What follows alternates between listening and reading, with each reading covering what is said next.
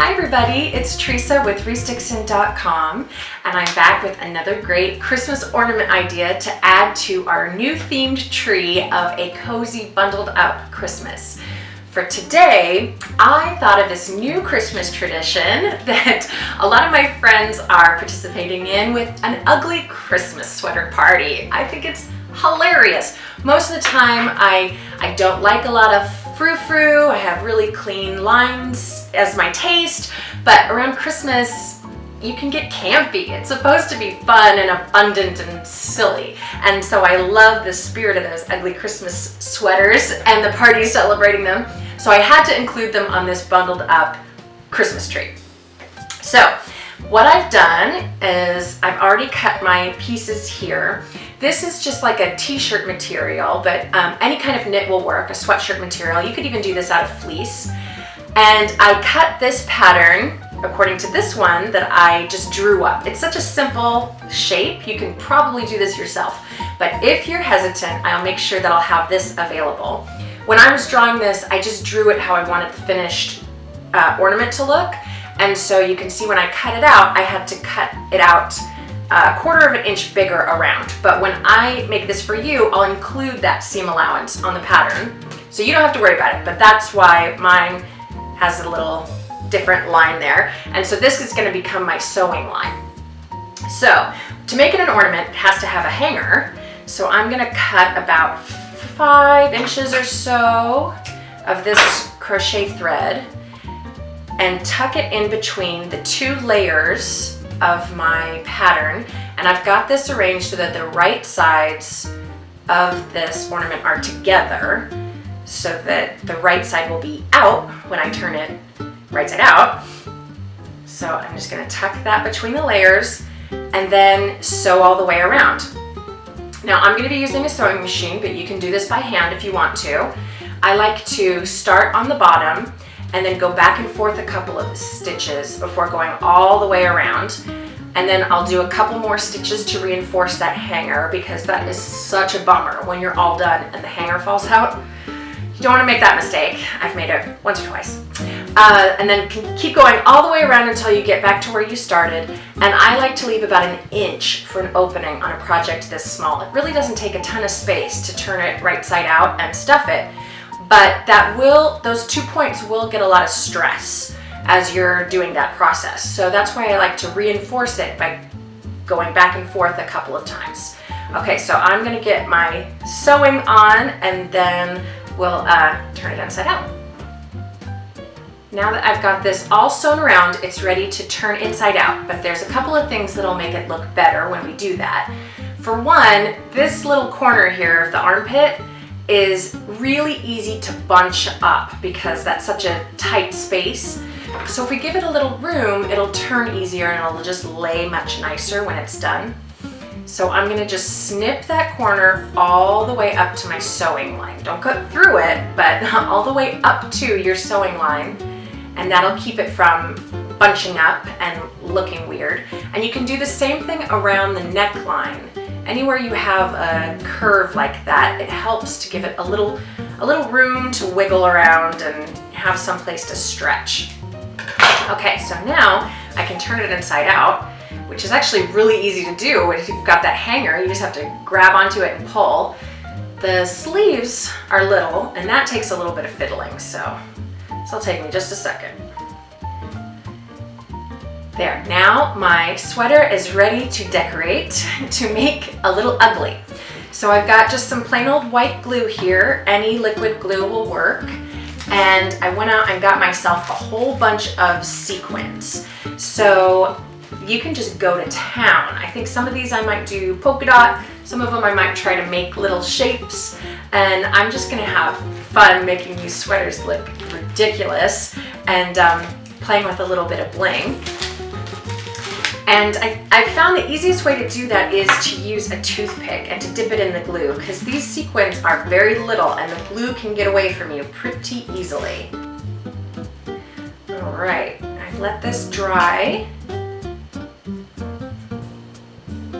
And so now it's ready for stuffing. You really don't need much. I actually like to get my stuffing from thrift store pillows. I think, I don't know, it's just some weird squeamish thing I have, imagining even when you wash them, like resting my head on a pillow you buy at the thrift store, those decorator pillows, you know, that you throw on your couches. But they're perfect for this because you're not going to be sleeping on this. So I throw the thrift store pillows into the washing machine and then open up their guts and use them for stuffing ornaments. So I'm just going to make sure that I get all the way down into the arms first, and then just fill this baby up. So I'm happy with how this is looking. It's a little like a football player and I love that. So now it's just time to close it up. As I was stuffing it, I tried to push the ends in as well so that it would line up on the same level as where I sewed. So normally I would do this in a thread that matches the fabric, but I'm going to try and do this in white so that you can see a little more clearly.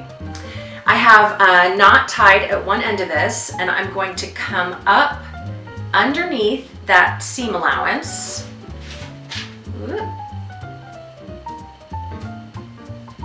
Okay, and pull that through, and then cross and go down right at where that seam allowance would be. So I'm basically just recreating where that seam line is. And then when I go down, I'm going to go across and come back up where that seam line would be. So each time I'm leaving the same distance. And if I pull it tight enough, these stitches will almost disappear. So after a few stitches, I'm going to tuck that raw edge back in and kind of hold that. If I hold that closed where I want that seam line to be and give it a pull, then look, even with the white thread, the stitches disappear. There we go. Look at how neat that is. See? I've made a lot of pillows in my time, so I've perfected that technique.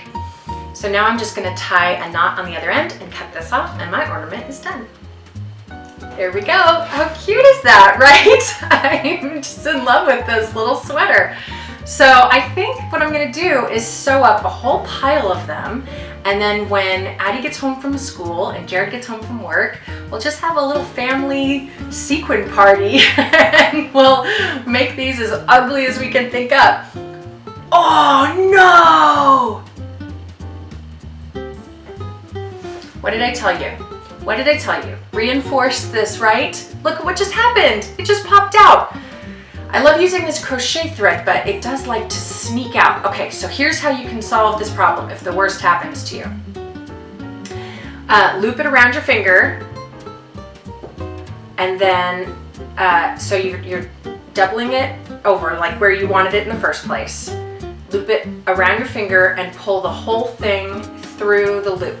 So this is just tying another knot, but you're using, instead of like tying the two ends together, you're doing the whole thing around itself, and then try to put that knot down at as close to the ornament as you can get.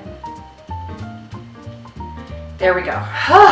Crisis averted. I don't have to undo all my work. But see how a couple extra stitches will just save your life? Learn from my mistake, people. Learn from my mistakes. Okay, so now that I can take a few deep breaths, and it's not the end of the world, I can go and put this on my tree and enjoy this. And what was I saying? Oh yeah, we're gonna have a big family sequin party when everybody else gets home. I'm just going to lay out a bunch of these all sewn up and turned inside out, and let the kid go nuts putting sequins, and the big kid too. And so I think this could be a really fun family holiday evening for you all as you sit around a table with your loved ones, cracking jokes and seeing who can make the ugliest sweater. So I hope that this is inspiring to you to make your own traditions and celebrate the ugliness and making it beautiful. And be sure to subscribe to the channel so you see all the rest of my great ornament ideas. And we'll see you next time. Bye-bye.